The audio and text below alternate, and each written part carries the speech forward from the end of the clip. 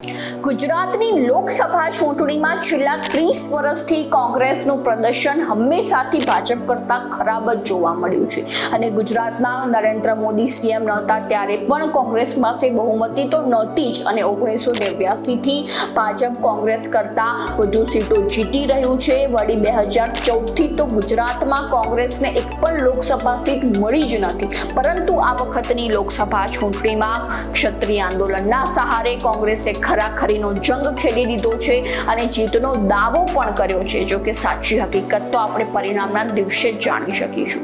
નમસ્કાર, ગુજરાત જો ટીવીની સાથે હું છું મેક્ષોટા. તમને જણાવી દઈએ કે 1989 થી લઈને 2019 સુધી ગુજરાતની લોકસભા ચૂંટણીમાં ભાજપને અને કોંગ્રેસને કેટલી બેઠકો મળી છે. તો પહેલા 1989ની લોકસભા ચૂંટણીની વાત કરીએ તો ભાજપને 12 બેઠકો મળી હતી, તો કોંગ્રેસને તેની સામે માત્ર 3 બેઠકો છે. ત્યારબાદ 1991માં ભાજપને 20 બેઠકો તો કોંગ્રેસને માત્ર 5 જ બેઠકો. 1996માં ભાજપને 16 બેઠકો મળી હતી અને કોંગ્રેસને માત્ર 10 બેઠકો અને 1998માં ભાજપને 19 બેઠકો મળી હતી, તેની સામે કોંગ્રેસને 7 બેઠકો. ત્યારબાદ 1999માં ભાજપને 20 બેઠકો મળી હતી અને કોંગ્રેસને તેની સામે માત્ર 6 બેઠકો જ મળી અને 2004માં ભાજપને 14 બેઠકો મળી હતી, ત્યારે કોંગ્રેસને તેની સામે 12 બેઠકો મળી હતી. એટલે કે 2004માં ભાજપ અને કોંગ્રેસ વચ્ચે કાંટેકી ટક્કર જેવો માહોલ હતો. ત્યારબાદ 2009માં ભાજપને 15 બેઠકો મળી હતી, તો તેની સામે કોંગ્રેસને 11 બેઠકો અને 2014 અને 2019માં તો કોંગ્રેસ ગુજરાતની લોકસભા ચૂંટણીમાં પોતાનું ખાતું જ નથી ખોલાવી શકી અને આ 2 ટર્મથી ભાજપને 26માંથી 26 બેઠકો મળી રહી છે. ગુજરાતમાં છેલ્લી કેટલીક લોકસભા ચૂંટણીમાં બેઠકોની સાથે કોંગ્રેસનો વોટ શેર પણ ઘટી રહ્યો છે.